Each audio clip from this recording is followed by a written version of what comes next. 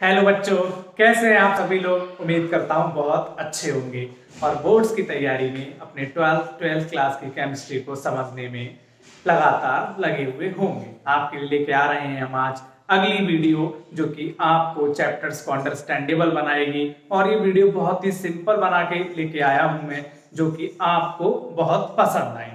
Video पसंद आने पे लाइक करें, सब्सक्राइब करें और शेयर करना बिल्कुल ना भूलें। चलिए स्टार्ट करते हैं आज का टॉपिक। आज का चैप्टर है आपका सॉल्यूशन का ये है आपका पार्ट सेकंड। अगर आपने पार्ट फर्स्ट नहीं देखा है तो मेरे डिस्क्रिप्शन बॉक्स में नीचे पार्ट फर्स्ट का लिंक दिया गया है, वहां से आप पार्ट फर्स्ट को देख सकते हैं। ओके बच्चों, तो स्टार्ट करें आपका आज का चैप्टर है आपका बच्चों सॉल्यूशन। और सॉल्यूशन का भी बच्चों ये क्या है, पार्ट 2। जैसा कि हमने पार्ट फर्स्ट में आपको पढ़ाया था सॉल्यूशंस क्या होते हैं, कितने टाइप्स के होते हैं।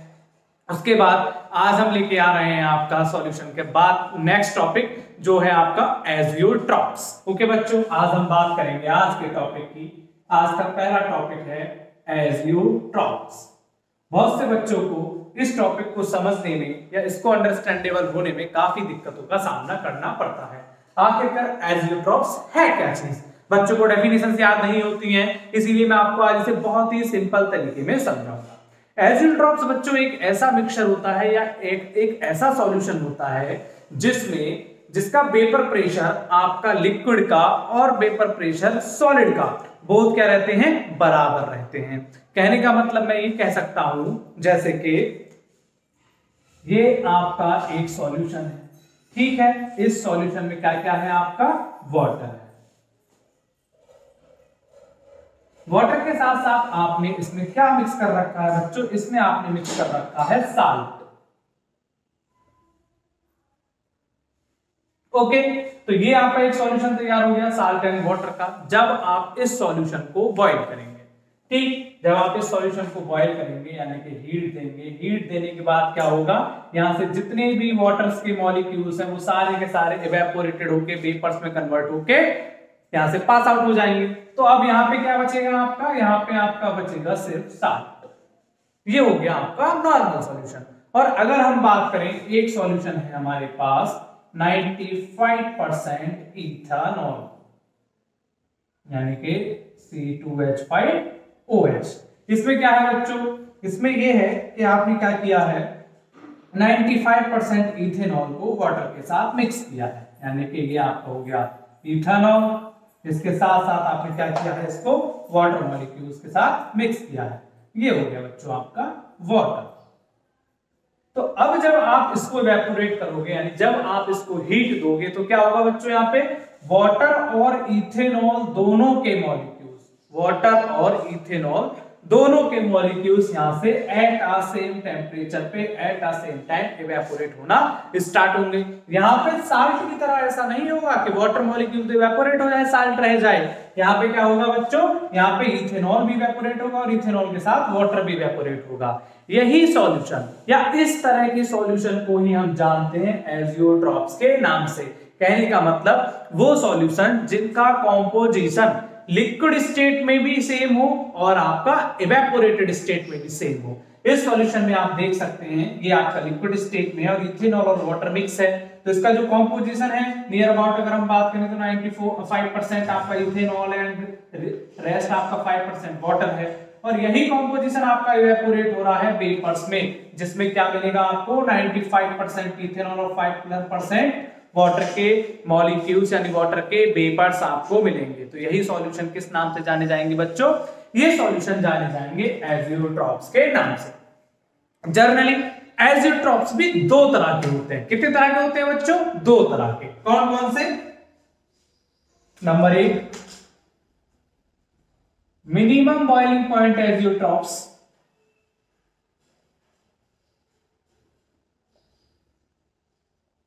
And number 2 maximum boiling point azeotropes.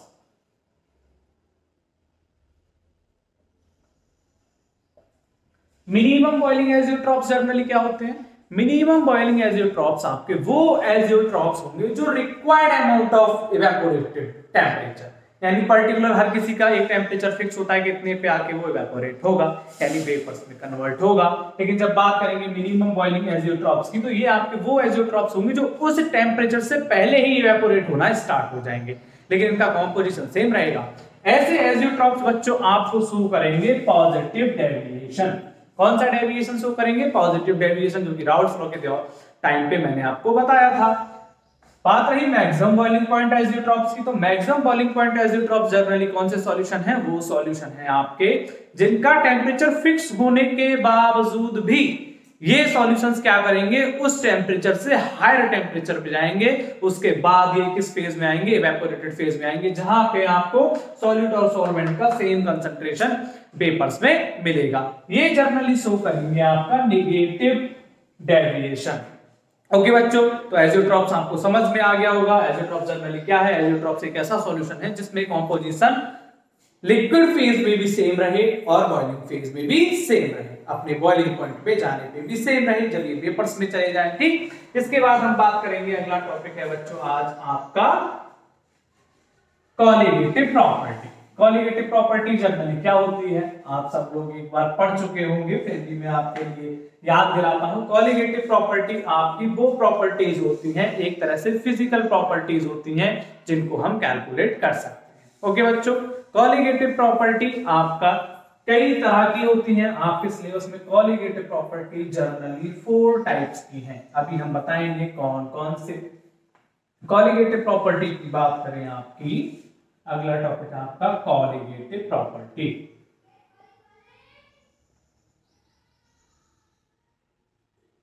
तो कॉलीगेटिव प्रॉपर्टी अभी जैसा मैंने आपको बताया ये 4 टाइप्स की होती है। ओके बच्चों, 4 टाइप्स की कौन कौन सी हैं? ये आपके 4 टाइप्स हैं, रिलेटिव, लोअरिंग, वेपर, प्रेशर। इसके साथ अगला टाइप है इसका depression in freezing point. Next type है आपका एलिवेशन इन बॉइलिंग पॉइंट, और लास्ट वन है आपका ऑस्मोटिक प्रेशर। ये 4 तरह की आपकी कॉलीगेटिव प्रॉपर्टीज इस साल आपके सिलेबस में बच्चों गिवन है। जनरली कॉलीगेटिव प्रॉपर्टी है क्या? कॉलीगेटिव प्रॉपर्टी जैसा कि मैंने अभी बताया आपको, कॉलीगेटिव प्रॉपर्टी आपकी वो फिजिकल प्रॉपर्टी होती है जिनको आप कैलकुलेट कर सकते हैं। इन कॉलीगेटिव प्रॉपर्टीज की वैल्यू सॉल्यूशन के नेचर पे डिपेंड नहीं करती है, यानी कि सॉल्यूशन में जो आपने सॉल्यूट डिसॉल्व किया है उसके नेचर पे डिपेंड नहीं करती है। सॉल्यूट का नेचर का मतलब सॉल्यूट का जो पार्टिकल है वो छोटा है या बड़ा है, हाईली सॉल्युबल है, लोअर सॉल्युबल है, हायर बॉइलिंग पॉइंट वाला है, लोअर बॉइलिंग पॉइंट वाला है, उस पे बिल्कुल ये प्रॉपर्टीज डिपेंड नहीं करेंगी। ये किस पे डिपेंड करेंगी? ये टोटली डिपेंड करेंगी बच्चों आपके नंबर ऑफ पार्टिकल्स पे, नंबर ऑफ एटम्स पे एंड नंबर ऑफ मॉलिक्यूल्स पे। ठीक, तो हम स्टार्ट करें आपकी पहली कॉलीगेटिव प्रॉपर्टी जिसका नाम है रिलेटिव लोअरिंग वेपर प्रेशर। तो पहली कॉलीगेटिव प्रॉपर्टी है बच्चों आपकी RLVP, शॉर्ट में लिख दिया है मैंने RLVP। इसकी फुल फॉर्म है बच्चों relative lowering vapour pressure. Relative lowering vapour pressure क्या है बच्चों? रिलेटिव लोअरिंग वेपर प्रेशर एक ऐसी कॉलीगेटिव प्रॉपर्टी है जिसमें हम क्या देखते हैं? प्रेशर की बात करते हैं। मैं आपको समझाऊं इसके लिए, मान लो कि आपके पास एक सॉल्यूशन है। ओके, अभी ये क्या है? आपका सॉल्यूट है, सॉरी ये सॉल्वेंट है, आपका सॉल्वेंट। इस सॉल्वेंट का जो प्रेशर होगा, जिसको हम पार्शियल प्रेशर के नाम से जानते हैं, जो आगे चल के हीट देने पे वेपर प्रेशर में कन्वर्ट हो जाता है, इसका खुद का कोई प्रेशर होगा। लेकिन जब इसमें कोई हम सॉल्यूट डिसॉल्व करेंगे, और ये सॉल्यूट क्या ना होना चाहिए, कैसा होना चाहिए बच्चों? नॉन वोलेटाइल सॉल्यूट होना चाहिए।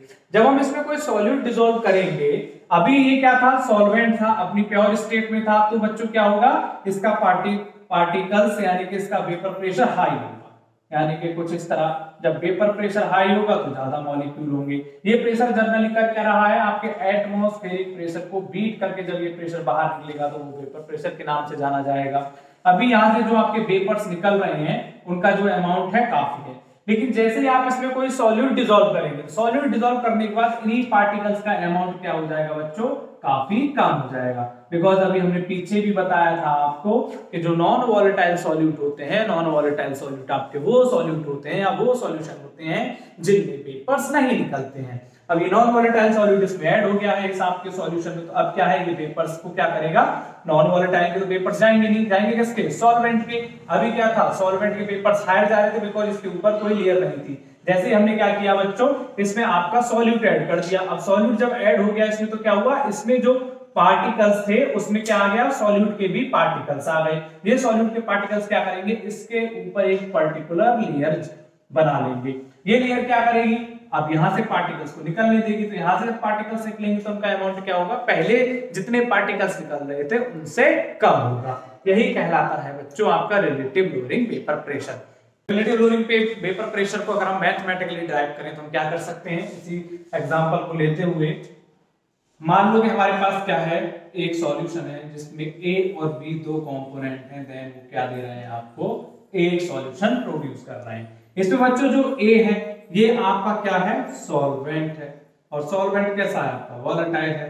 जो आपका बच्चों बी है ये क्या है आपका, सॉल्यूट है, और सॉल्यूट कैसा है आपका, नॉन वॉलेटाइल है। तो according to Raoult's law, according to Raoult's law, Raoult's law क्या कहता है, P डायरेक्ट प्रोपोर्शनल x, यानी प्रेशर किसके डायरेक्ट प्रोपोर्शनल होगा, आपके मोल फ्रैक्शन के। और इसको हम कैसे कर सकते हैं, इस इक्वेशन के हेल्प से, इस इक्वेशन के हेल्प से कर सकते हैं हम, PA डायरेक्ट प्रोपोर्शनल x से, और इसको क्या लिख सकते हैं, PA जो कि राउल्स लॉ में था, PA नॉट XA। उसके साथ साथ अब आपका क्या होगा, बी वाला यानी कि सॉल्यूट। जैसे ही आपने इसमें सॉल्यूट डिसॉल्व किया, सॉल्यूट डिसॉल्व करने के बाद आप क्या देख रहे हैं, PB डायरेक्ट प्रोपोर्शनल XB, और PB is equal to PB naught XB naught. जबकि ये क्या है आपका, नॉन वॉलेटाइल है। जब नॉन वॉलेटाइल है तो non volatile x is equal to आपका 0 हो जाएगा, तो PB इज इक्वल टू आपका क्या हो जाएगा, टोटली 0 हो जाएगा। जब PB इज इक्वल टू 0 हो जाएगा तो आपका पार्शियल प्रेशर किस पे डिपेंड करेगा, सिर्फ PA पे डिपेंड करेगा। ओके बच्चों, PA को, और ये जनरली क्या है आपका सॉल्वेंट वाला हिस्सा है, तो इसको PA को अगर आप किसी और बुक में देखेंगे तो कहीं पे ये PSP होगा। ओके बच्चों, PS एंड PS नॉट ये भी हो सकता है। चलिए जी, ये तो हो गया आपका 0। तो अब टोटल प्रेशर किस पे डिपेंड करेगा, आपके PS पे। इसको कर देते हैं हम रब। अब देखिए इसको हम बच्चों और कैसे लिख सकते हैं, PS यानी कि P solvent is equal to P solvent naught XA। ये जो X है, ठीक है, मैं सही से बना देता हूं जिससे कि आपको दिखाई दे। ये अब S की बात कर रहे हैं तो यहाँ पे क्या हो जाएगी, PS हो जाएगी।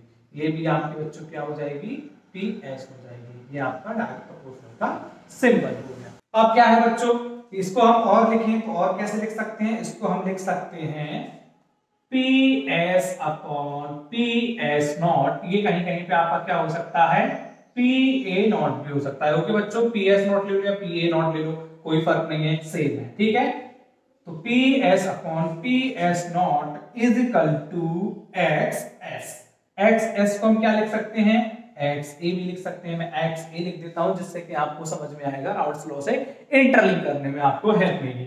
PS upon PS not is equal to XA, यानी कि ये बच्चों सब अब यहाँ पे क्या हो जाएगा, PA हो जाएगा। PA ले लो या PS ले लो, कोई फर्क नहीं पड़ता है जनरली। अभी हमने क्या पढ़ा था राउल्स लॉ में, XA plus XB is equal to आपका 1 होता था। ओके बच्चों, देन हम क्या करेंगे, बोथ साइड 1 से क्या करेंगे, सब्सट्रैक्ट करेंगे। बोथ साइड 1 को हम क्या करेंगे, माइनस करेंगे। तो इसको हम क्या कर सकते हैं, इसको हम कर सकते हैं on subtracting both side 1 -1 both sides. तो क्या हो जाएगा, ये हो जाएगा 1 minus PS upon PA not, यानी यहाँ पे S है तो मैं इसको PS नॉट लिख देता हूं, is equal to XA, sorry 1 minus XA। तो ये क्या हो जाएगा बच्चों आपका, ये हो जाएगा PS not minus PS upon PS not is equal to 1 minus x A. अभी मैंने बच्चों बताया था आपको x A plus x B equal to 1 होता है, और हम इसको क्या लिख सकते हैं, x B equal to 1 minus x A भी लिख सकते हैं। तो 1 माइनस एक्स ए की जगह हम वैल्यू पुट कर दें, क्या लिख दें इसको, एक्स बी। ओके बच्चों, तो ये होता है आपका बेटा रिलेटिव लोअरिंग प्रेशर। ओके, ये क्या होता है आपका रिलेटिव लोअरिंग प्रेशर, बोलते हैं हम P S naught minus P S को। और जब बात करेंगे P S naught minus P S upon P S naught is equal to X B, तो ये होता है बच्चों आपका रिलेटिव लोअरिंग वेपर प्रेशर। क्या होता है बच्चों आपका relative lowering vapour pressure. P S naught is equal to P S upon P S naught is equal to, हम इसको लिख सकते हैं एक्स बी की जगह आर एल बी। ओके बच्चों, ये रहा आपका रिलेटिव लोअरिंग वेपर प्रेशर। इसके साथ साथ इसका मैं आपको एप्लीकेशन भी बताता हूं, एप्लीकेशन आपके काम आएगा। ओके बच्चों, इस एप्लीकेशन को बताएंगे, इसको पहले हम रब कर लें, यानी कि ये रब कर लेते हैं इतना, इसको अभी हम रखते हैं जिससे कि आपको समझ में आए एप्लीकेशन कहां से चल रहा है। ओके बच्चों, अब है आपके रिलेटिव लोअरिंग वेपर प्रेशर की एप्लीकेशन। एप्लीकेशन जनरली किस काम आती है, आपके मोलर मास को कैलकुलेट करने के काम आएगी बच्चों। ठीक है, यहां से स्टार्ट करेंगे आपकी एप्लीकेशन। तो ये क्या थी आपकी P S naught minus P S upon P S naught is equal to है आर एल बी पी के, और आर एल बी पी को हम क्या बोल रहे थे, equal to X B. Okay बच्चों, अब हम क्या जानते हैं, x B is equal to क्या होता है, X B is equal to N B upon N A plus N B, यानी कि आपके मोल फ्रैक्शन का फॉर्मूला हो गया। ओके बच्चों, अब हम यहाँ पे सपोज करते हैं कि ये जो अभी हमने सॉल्यूशन लिया था ये बहुत ही डाइल्यूटेड सॉल्यूशन था। डाइल्यूटेड सॉल्यूशन मींस इसका जो सॉल्यूट था वो तो हायर कंसंट्रेटेड था, और जो सॉल्वेंट था वो हायर कंसंट्रेटेड था, जो सॉल्यूट था वो लोअर कंसंट्रेटेड, यानी बहुत ही डाइल्यूटेड था। इन केस ऑफ जब डाइल्यूटेड होगा तो हम क्या करेंगे, इसको इग्नोर कर देंगे, या फिर हम कह सकते हैं कि जो एन ए है उसके पास 2000 का नोट है इन दिस केस, और जो एन बी है उसके पास 2 रुपए है। तो बच्चों 2 रुपए वाला बंदा 2000 वाले बंदे को क्या समझेगा, कुछ नहीं समझेगा, तो ये क्या कर लेगा, अपने आप को यहां से अलग कर लेगा। तो अब ये क्या हो सकता है, ये आपका बच्चों हो सकता है X B is equal to N B upon N A. किस वजह से, because due to diluted solution. And diluted solution में क्या है, एन ए आपका हायर कंसंट्रेटेड है, एन बी आपका डाइल्यूटेड है। ओके बच्चों, इसलिए इसने अपने आप को क्या किया, यहां से अलग कर लिया, हमने इसको नेग्लेक्ट कर दिया। ओके, इससे क्या होगा, अब एक्स बी की जगह हम क्या लिख सकते हैं, एक्स बी की जगह बच्चों हम ये लिख सकते हैं, x B is equal to क्या होगा आपके N B upon N A. Okay, और क्या लिख सकते हैं इसको, P S naught minus P S upon P S naught is equal to N B upon N A. Okay बच्चों, ये क्या हो गया, आपका एप्लीकेशन हो गई किसी के भी मोलर मास को कैलकुलेट करने के लिए। ठीक, इसको अभी हम और क्या लिख सकते हैं, इसको अभी और लिख सकते हैं W A into N A upon N A into W B. Okay, यानी कि ये एन बी हो जाएगा बच्चों आपका। ठीक है, ये हो गया फाइनल आपका रिलेटिव लोअरिंग वेपर प्रेशर, यानी पहली आपकी कॉलिगेटिव प्रॉपर्टी कंप्लीट। उम्मीद करता हूं समझ में आई होगी। चलिए अब स्टार्ट करता हूं दूसरी कॉलिगेटिव प्रॉपर्टी आपकी, इसको जल्दी से मिटाएं। दूसरी कॉलिगेटिव प्रॉपर्टी है बच्चों आपकी elevation in boiling point. Okay बच्चों, elevation in boiling point. Elevation in boiling point का मतलब क्या है, आप समझ सकते हैं कि एलिवेशन इन बॉइलिंग पॉइंट एक ऐसा फेनोमेना है जहां पे हमें बॉइलिंग पॉइंट्स के बारे में बात करनी है। ओके बच्चों, इसे हम बहुत इजीली समझाएंगे, कोशिश करेंगे ग्राफ से समझाने की, आपको बहुत अच्छे से समझ में आ जाएगा। Elevation in boiling point, second property आपकी एलिवेशन इन बॉइलिंग पॉइंट।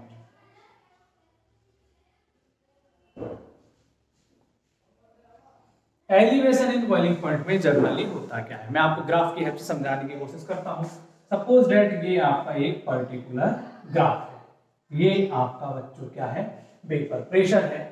जब आपके पास कोई क्या होगा बच्चों, सॉल्वेंट होगा, तो सॉल्वेंट का वेपर प्रेशर कुछ इस तरह करके होगा। ठीक है, जब आप क्या करेंगे, इसमें कोई भी सॉल्यूट को ऐड कर देंगे, ठीक है, यानी कि सॉल्यूशन बना रहे हैं, जब सॉल्यूट को ऐड कर देंगे तो उसका वेपर प्रेशर क्या हो जाएगा बच्चों, थोड़ा सा कम हो जाएगा। कम होने के बाद हमें क्या करना पड़ेगा, इसको यहां तक लाने के लिए हमें आगे बढ़ाना पड़ेगा। तो मैं क्या करता हूं, इसकी लाइंस को ड्रॉ कर लेता हूं, यानी कि कुछ यहां तक इसकी लाइंस आई पहले, जो कि आपकी सॉल्वेंट की थी, तो इसको मैंने नाम दे दिया टीबी। ओके, इसका वेपर प्रेशर कम है बिकॉज यहां से स्टार्ट है, इसका वेपर प्रेशर ज्यादा है बिकॉज यहां से स्टार्ट है, तो इसको हमने क्या किया, आगे तक ले जाया गया, आगे तक बढ़ाया गया ताकि हमको दोनों के वेपर्स मिल जाएं। आगे तक बढ़ाया गया तो इसकी लाइन को ड्रॉ करूंगा, तो इसकी लाइन कुछ यहाँ तक आएगी, यानी कि ये लाइन आपकी यहाँ तक रहेगी, ये लाइन आपकी यहाँ तक रहेगी, देन ये आपकी नीचे तक मैंने ड्रॉ की, तो ये हो गई आपकी टीबी। ओके, इसको नाम दिया मैंने टीबी, इसको नाम दिया मैंने टीबी नॉट। तो यहाँ पे आप देख रहे हैं दोनों के बीच क्या है, एक पर्टिकुलर गैप है, एक पर्टिकुलर डिफरेंस है, इसको हम बच्चों क्या बोल सकते हैं, इसको बोल सकते हैं डेल्टा टीबी। अब डेल्टा टीबी है तो डेल्टा टीबी अगर आप निकालेंगे तो delta TB is equal to TB naught minus TB. Okay बच्चों, एंड टीबी आपके डायरेक्ट प्रोपोर्शनल होता है delta TB direct proportional M for molality. Okay बच्चों, और इसको हम क्या लिख सकते हैं, delta TB is equal to KB M. ठीक है, यहां पे बच्चों जो आपका केबी है ये आपका कांस्टेंट है, और इस कांस्टेंट को हम क्या बोल सकते हैं, इस कांस्टेंट को बोल सकते हैं एलिवेशन कांस्टेंट या elevation in boiling point constant. ठीक है बच्चों, तो ये आपका क्या हो गया, आपका बॉइलिंग पॉइंट वाला जो कॉलिगेटिव प्रॉपर्टी है वो आपकी कंप्लीट हो गई। या फिर यहाँ पे और आप देख लें, एक बार समझ रहे हैं, delta TB TB naught minus TB upon time delta TB direct proportional M for molarity, delta TB is equal to KB into M. M की जगह हम मोलैरिटी का फॉर्मूला यहाँ पे प्लेस कर सकते हैं, और ग्राफ में अगर हम देखें ये आपका क्या है, वेपर प्रेशर है, जो सॉल्वेंट का जो वेपर प्रेशर था बिकॉज वो प्योर स्टेट में था तो उसका ऑटोमेटिकली हायर होगा, तो ऊपर तक था। जब हमने इसमें कोई सॉल्यूट डाल दिया यानी नॉन वोलेटाइल डाल दिया तो सॉल्यूशन का क्या हो जाएगा, वेपर प्रेशर लोअर हो जाएगा, तो वेपर प्रेशर कम हो गया, इसको हम यहाँ तक लेके आए, बढ़ाया, तो इतना क्या आया, इसमें गैप आया, इस गैप को हमने बोला डेल्टा टीबी, इसको टीबी नाम दिया, इसको टीबी नॉट नाम दिया। टीबी निकालेंगे तो ये मैंने आपको पहले बताया। यहाँ पे अब आपको क्या करना है, सिर्फ मोलैलिटी की फॉर्मूले को प्लेस कर सकते हैं, तो इसको हम कर सकते हैं delta TB is equal to KB W B into 1000 upon M B into W A. ये आपका क्या होगा, मोलैरिटी का फॉर्मूला होगा। यहाँ पे बच्चों डेल्टा टीबी क्या होगा आपका, डेल्टा टीबी हो जाएगा difference between boiling point of solute and boiling point of solvent, या फिर boiling point of solvent and boiling point of solution. ये बच्चों आपका क्या होता है, टेम्परेचर होता है। ओके बच्चों, ये टेम्परेचर का ग्राफ होगा, ये वेपर प्रेशर का ग्राफ होगा, तो ये रहा आपका एलिवेशन इन बॉइलिंग पॉइंट। इसके बाद तीसरी कॉलिगेटिव प्रॉपर्टी है जो है आपकी डिप्रेशन इन फ्रीजिंग पॉइंट। बहुत ध्यान देने वाली बात है, डिप्रेशन इन फ्रीजिंग पॉइंट में आपको कुछ नहीं करना है। अगर आपने एलिवेशन इन बॉइलिंग पॉइंट समझ लिया, एलिवेशन बॉइलिंग पॉइंट समझ लिया, तो मतलब आपको डिप्रेशन इन फ्रीजिंग पॉइंट भी ऑटोमेटिकली आ गया। बस क्या करना है आपको, थोड़े से आपको ये सिंबल चेंज करने हैं और कुछ नहीं करना है। क्या करना है, सिंबल चेंज करने हैं। पहले मैं आपको बताता हूं, इसको रब करके दोबारा बता देता हूं, आपको एक बार दोबारा से रिमेंबर हो जाएगा, याद आ जाएगा कि हमने क्या किया था। ठीक है, इसको मैंने मिटाया। अगली कॉलिगेटिव प्रॉपर्टी करेंगे हम, जिसका नाम है थर्ड कॉलिगेटिव प्रॉपर्टी, और थर्ड कॉलिगेटिव प्रॉपर्टी का नाम है डिप्रेशन इन फ्रीजिंग पॉइंट।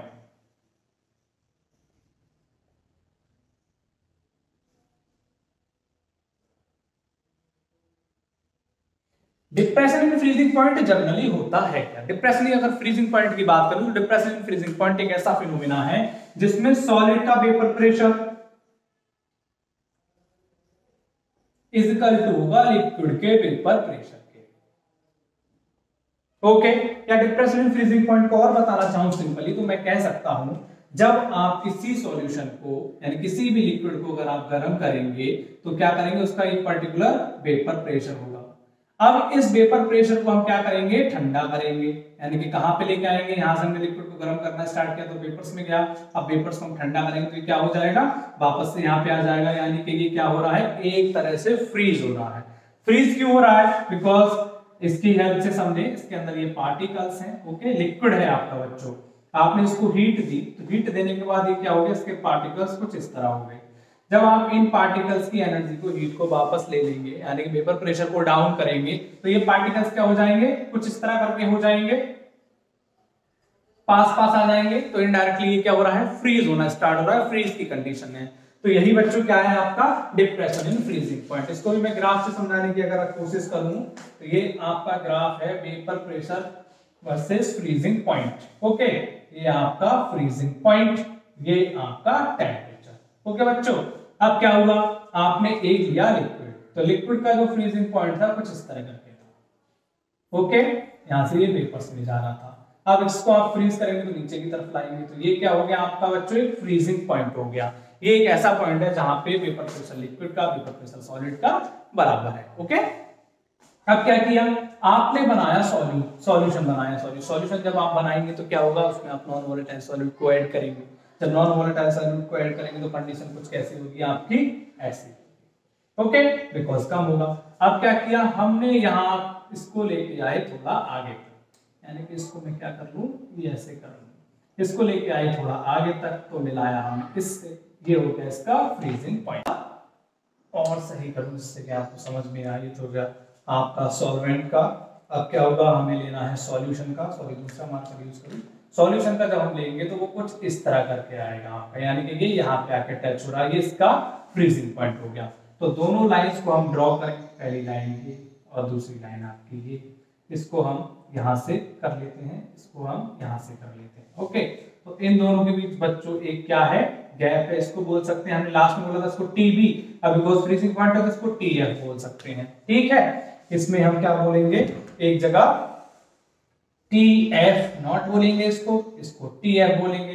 अब निकालेंगे डेल्टा टीएफ, ये लास्ट टाइम टीबी था, delta TF is equal to TB naught minus TB, ये लास्ट टाइम किया था।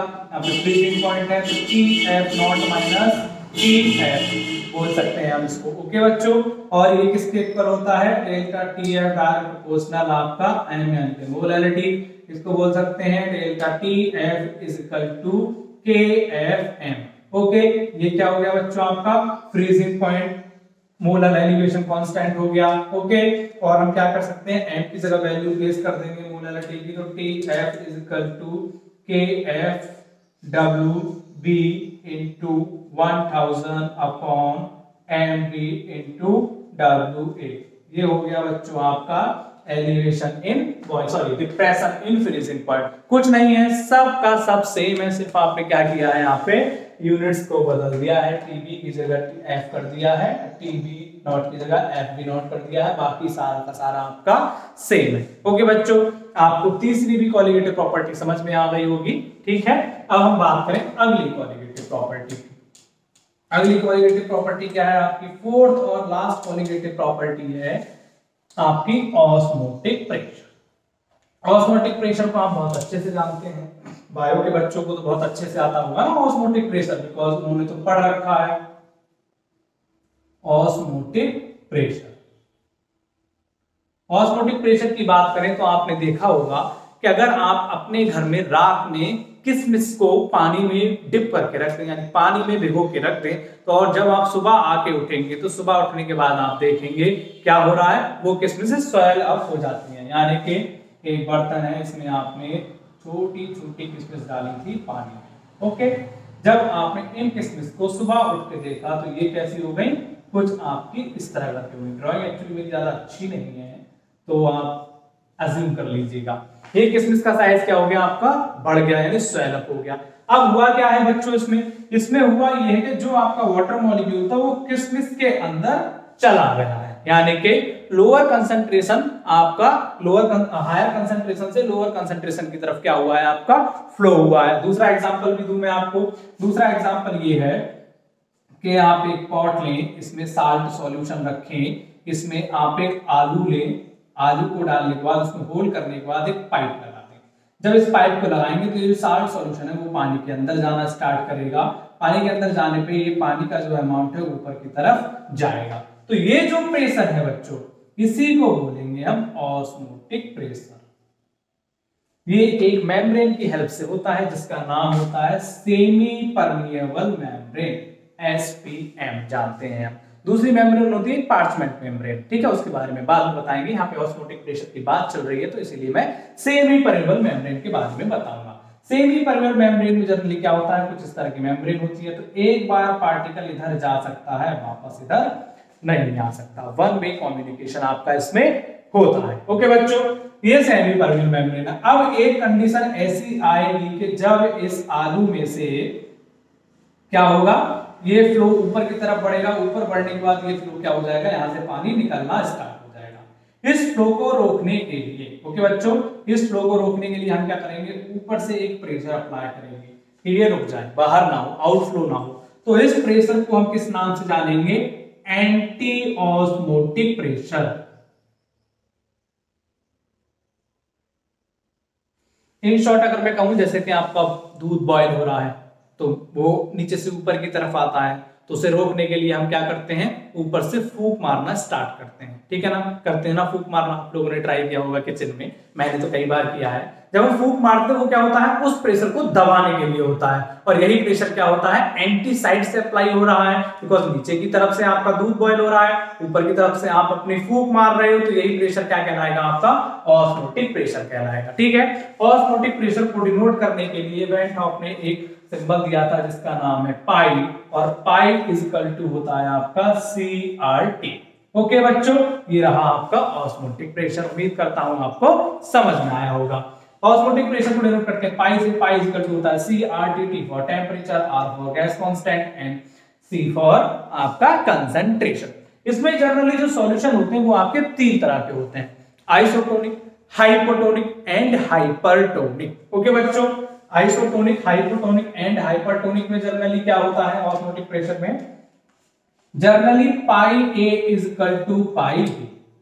ओके, यानी दोनों सॉल्यूशंस का पाई यानी ऑस्मोटिक प्रेशर क्या होगा, सेम होगा, आइसोटोनिक। अगले में क्या होगा, पाई A का प्रेशर ज्यादा होगा एंड पाई B का प्रेशर कम होगा। अगले में क्या होगा, पाई A का प्रेशर कम होगा, पाई B का प्रेशर ज्यादा होगा। तो ये तीन टाइप्स होते हैं आपके आइसोटोनिक, हाइपोटोनिक और हाइपरटोनिक सॉल्यूशंस के। ओके बच्चों, इसके बाद अगला टॉपिक है जो आपका है एबनॉर्मल मास और वेंट हॉफ फैक्टर, जो कि ड्यू टू कोविड-19 की वजह से 2021 बोर्ड एग्जाम्स के लिए, यानी कि इस साल 2021 बोर्ड एग्जाम्स के लिए रिड्यूस सिलेबस के अंडर आ गए हैं। यानी कि क्या हुआ है, ये पोर्शन आपका NCERT CBSE ने हटा दिया है, went half factor and abnormal mass. Okay, ये मैं आपको पढ़ाऊंगा अगले वीडियो में, बिकॉज आगे साल तो रहेगा ना, ये इसी साल तो हटा है, इसलिए आज की वीडियो हम यहीं तक रखना पसंद करेंगे।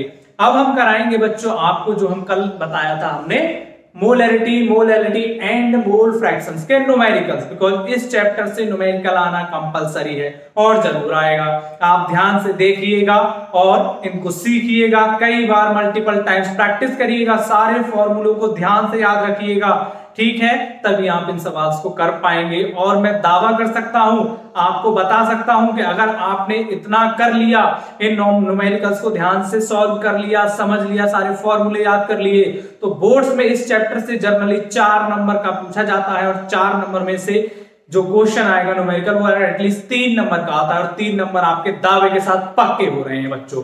ठीक है, तो जरूर देखिएगा अगली वीडियो।